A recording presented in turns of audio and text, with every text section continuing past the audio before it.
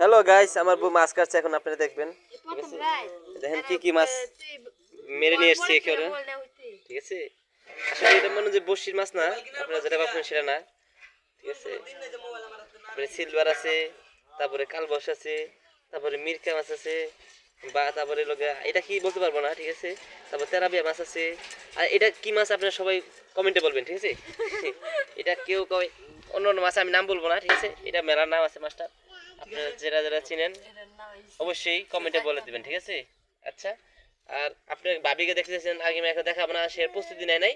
ঠিক আছে, অন্য সময় আপনাকে দেখাবো নি। ঠিক আছে, হ্যাঁ, এইটা আমার, এই যে আমার আম্মু জান, এই যে আম্মু জান, এই যে এই বড় বড়ি দেশর। হ্যাঁ,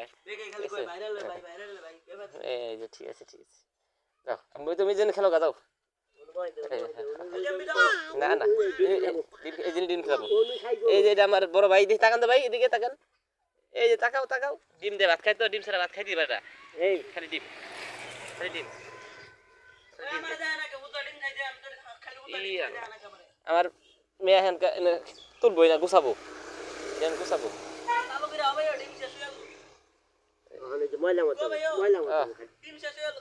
আচ্ছা ঠিক আছে, এই যে আর একটা ডিম, খালি ডিম খেতেছে, ডিম ভাত খাই না, খালি আমি ডিম খাই। এই যে ফেসটা দেখেন, নায়কের মতো চেহারা, ওরে বাবারে, ডিম খাই আর ফুলে খালি তুরুং তুরুং আর ঘুমায়। এই যে আমার আম্মু, আসো আসো আসো, ডাক দাও, ডাক দাও।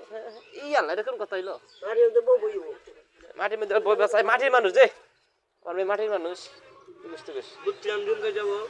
হ্যাঁ, দে গরম দিস না, রেখে দি। আচ্ছা ভাই ভাই, টাটা। আর ওই কমেন্টে বলুন এটা কি মাছ। ঠিক আছে।